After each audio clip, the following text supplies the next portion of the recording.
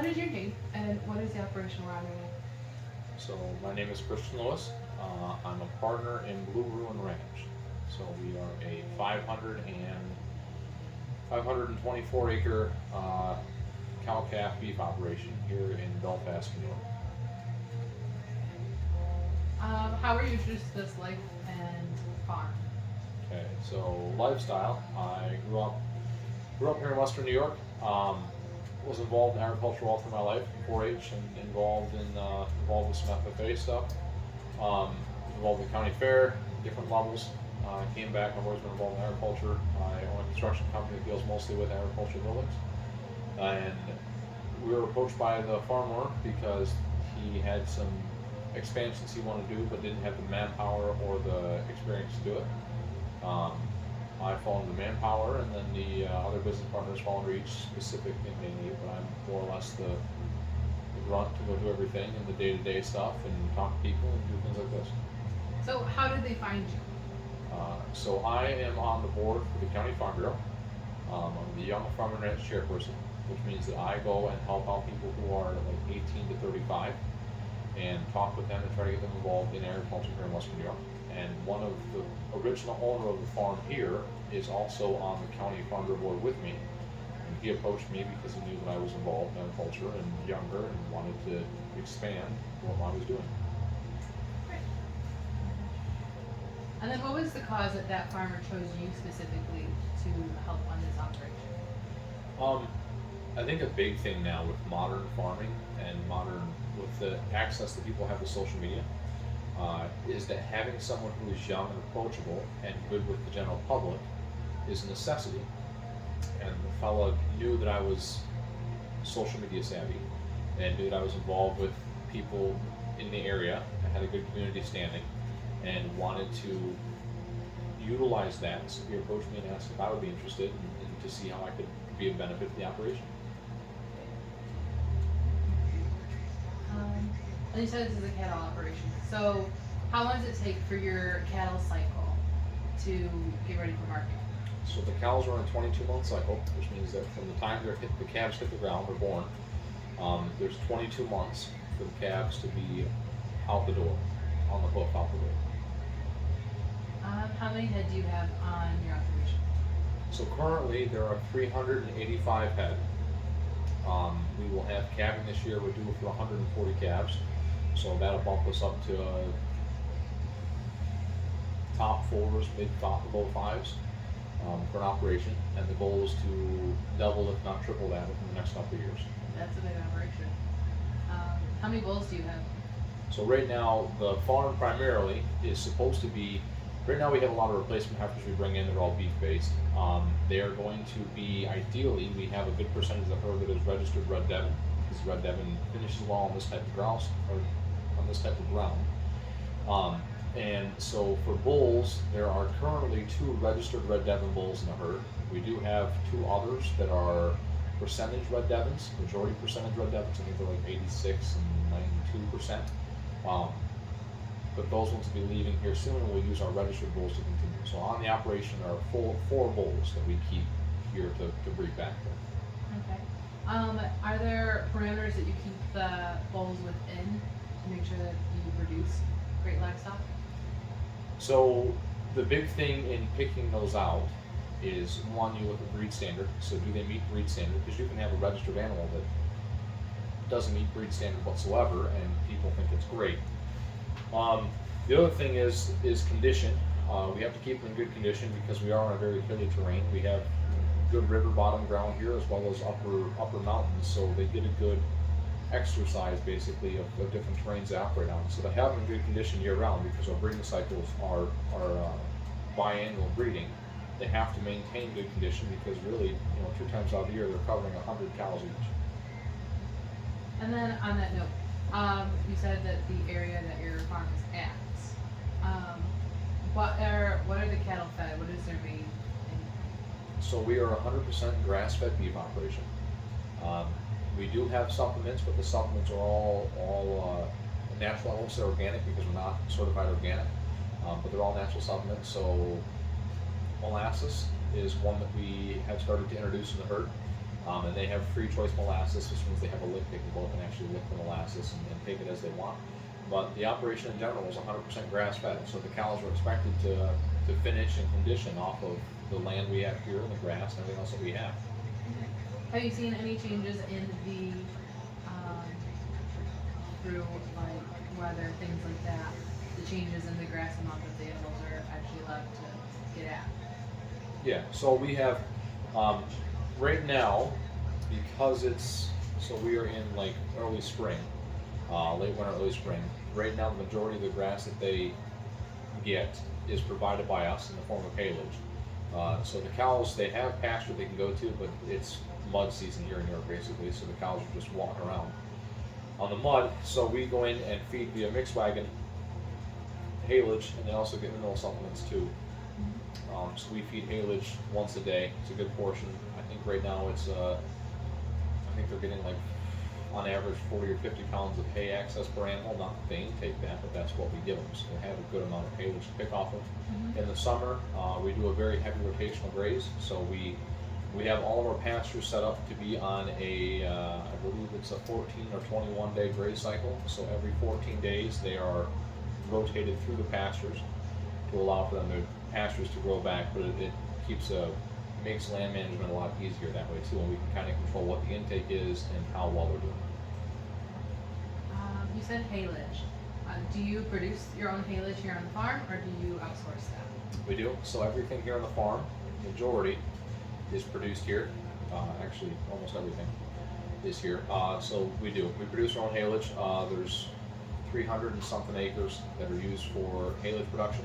Once our bunks are full, so we basically chop the grass, put it right into a dump truck, take it down, and put it into a big bunk, big old pile. And from there it's compacted, and the sugars break down and sweeten up the grass, basically. And then from there, once we fill the bunks, then we move to baleage. So we basically take the hay grass, and instead of shooting it into a bunk to make haylage, we bale it up and make baleage and wrap that, and it is the same process on a smaller scale. And then once the baleage is done, we've reached our quota for baleage. We then go and take and do the rest as hay bales, first or second cut. So it's all within your own operation, keeping everything localized. We do. We try. We've taken on extra acreage this year to do that. The acreage is going to be, will probably be close to 1,000 acres for grass production. So fingers crossed we'll be able to access that multiple times this year and get a good first, second, or third cutting off of things. Fingers crossed. Now you mentioned that you're relatively new to this operation. How long is relatively new? I've been living here for 3 months, so since they're living, I've been here in the operation for 3 months. So I've known of it for quite a while, but being day-to-day access has been about a month and a half, 2 months right now. Okay. So from those who ran the operation before you, do you know if they saw any differences when COVID hit, if there were differences in prices, in feed, equipment costs, even in their meat sales? So the fellow that was running before wasn't running it heavy enough to really have a good basis to run off of for COVID. So he did make the comment that during COVID, equipment prices went through the roof. Cost of goods went up, but that was the case of everywhere. So to say he had a cost increase or decrease off of COVID, I can't say for sure because I have nothing to base off of. Okay. Are you currently providing meat to the market? So no, yes and no.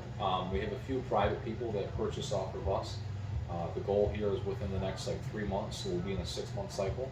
We should have our first lot of feeders out the door here at the end of May, ideally, and then that will be us. That'll start us into production for wholesale meat production. But we haven't started calving into this year yet. So really, what will happen is we won't have a good base to know off of until the fall of next year, because the calves are hitting the ground now. Will be ready fall of next year to really know.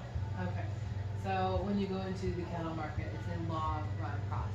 Yeah, we don't expect a return on investment in any of this for probably 5 to 6 years, 5 to 7 years. Quite an investment to me.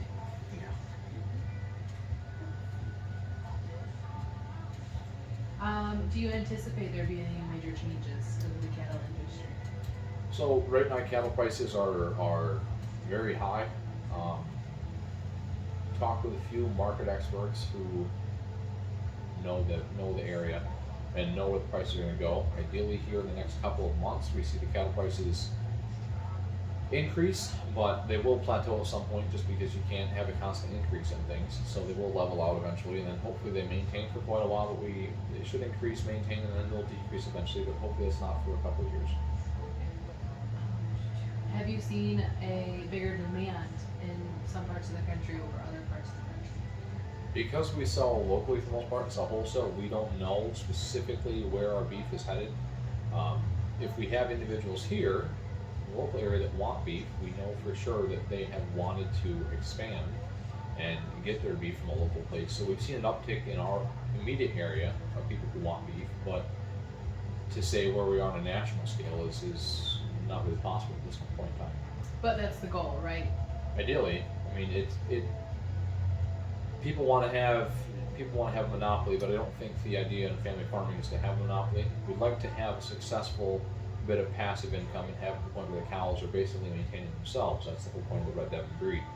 But to say that at some point we want to have a monopoly of cattle and hundreds of thousands of cows across the country is for me, that's not where it's at. It's in the project itself and being involved in day-to-day stuff. So maybe at some point, if that becomes the goal of the farm, then I might step back at that point. But as of right now, the goal is just to produce a good grass-fed, grass-finished beef that can be enjoyed here in the local area. And then, do you find that there's any, I don't want to say discrimination, but a negative impact towards you because you are a younger individual in this operation? Oh yeah, definitely. Being 28, the idea that we're running a beef operation is unheard of. You have a lot of family farmers that have been doing this for years, and I think here, studies have shown that you're going to see the biggest transition of generational wealth in the next 10 to 15 years. Something like a couple $1 billion will be transferred through generational wealth. So people are going to have to get used to the idea of younger people being involved and wanting to take the next step and own businesses. And do I see it in this area? I see a lot of people are just kind of, I don't want to say looking down, but they're cautious about having younger people involved. And I can understand why. Do you have any advice for a younger farmer who would be looking to make a step towards a larger operation? Try to find a mentor who is involved and established, and then slowly work at adding your thoughts and theories into their operation. A big thing that people don't discuss. So for me, I dropped out of college, and I think that a lot of college kids miss this. Is that it's one thing to learn the process, to learn how to do something, but it's another to learn the communication of it. For me, I grew up involved in beef, involved in agriculture, but a big thing, the main reason I'm involved is because I communicate well and articulate where we're going and what the vision is for the farm. And a lot of individuals nowadays can't articulate that and speak well as to where they're headed and what the goal is. And then my last question is, what keeps you in this industry? I think I'm happy. I enjoy, as much as I complain about the stupid shit that goes on at this place, getting run over by cows, crushing my hands in cattle chutes, and being covered in dirt 24/7, it seems like. To drive through a field in the middle of the night and look at cows when it's snowing out and peaceful, or see baby calves, I shouldn't say baby calves, to see baby cows or calves out in the field just being rambunctious and rowdy and playing around, and to know at the end of the day, no matter what, whether I'm having the worst day possible or the best day on earth, I can come back here and there's food in the fridge, there's beef here, and whether I'm having a bad day or not, I have to get up and keep going. I have to keep moving because 300 plus lives depend on me moving every day to keep the operation going. If I have a bad day where I just sit home and do nothing, I don't suffer, but everyone else suffers from it. So it's been good for me mentally to have this, to force myself to get up and get going every day because it's just something I need. Thank you. We really appreciate it. Not a problem.